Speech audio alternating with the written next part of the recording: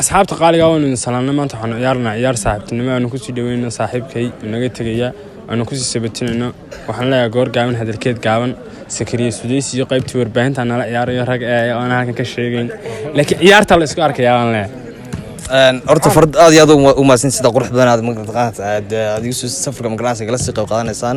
marka game baan ciyaarnaa ciyaar baan ciyaarnaa marka farda la xulska ma hayo magaraanka xamaad loo dhinjaa magaraanka xawalka magaraanka marka adiga muu koolkeenaa farxaan saaxiib horta nabadgal dalkaaga waxa barco weyn waxaan filayaa muddada aad joogteen aad martinimo ku dareemin inay si weyn ku deeqday kulankan galabtana goor gaaban hadalkay gaba wakiilaha saaxiibkeen Saleebaan bariga kubada ciyaari jirnay gowla laalu joogay laakiin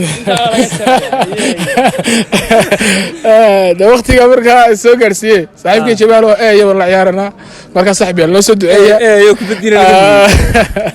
aniga farxaan iyo ragaa boonahay kubadaha inta liqaan hadana doonaya kubada ku ciyaaraan marka saaxiib nabadgal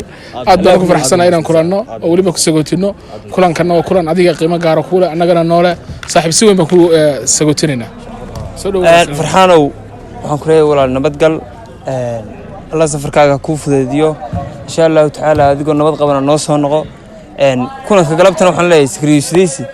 taangaad laqbay oo nala ciyaaraysaa annaga taangaan ku ciyaaraysaa waa ka soo tufayna insha Allah taala aniga farxaan ku sheelba aad iyo aad ma sin asxaabta qaaliga markaan la socdo game-kan la socdo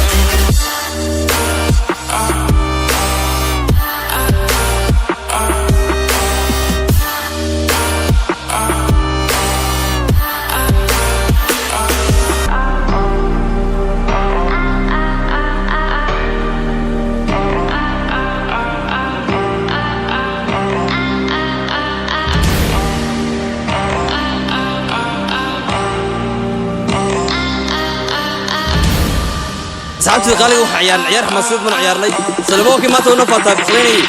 laba ka dhaliye laba ka dhaliye waa ka ciyaarka ka madax xasaab qabso ma yaab shan meel laba daba toosa ka dhaliye magaraas ala ka dhaliye waa ka ninka noo xudhaliye magaraas marka faataa bakhay dhararlaqdi waan ka badnaniyo guriga gabanimo kubaddu waa barcaya badmar markeeda hore kubaddu waa mid cadi mid tiimadeed baan ku beeganay waxaan leenahay hambalyo youtubers warbaahinta inna la war khalqaa warbaahinta waxaan leenahay hambalyo saaxiibkay Salebaan dawanigi mar hore idin sheegay saaxiibayaal oo idin yiri kubadan markan ciyaarna gool la ku maqnaa minku yimi imikana waraysi gaar aan ka qaadnay saaxiibkay iyo tiktoker iska waa hambalyeena saaxiibkay Farxaan official oo baxay guud ahaan waxaan jeclaynaa saaxiibayaal wada sagootino eebaha nabad galiyo nigaas gool buu loo hoyday laba gool buu dhaliyo waqti xilli dambe yimi saaxiib waxa ku leenahay asxaabta Jarmalka nagu wada salaan aad iyo aad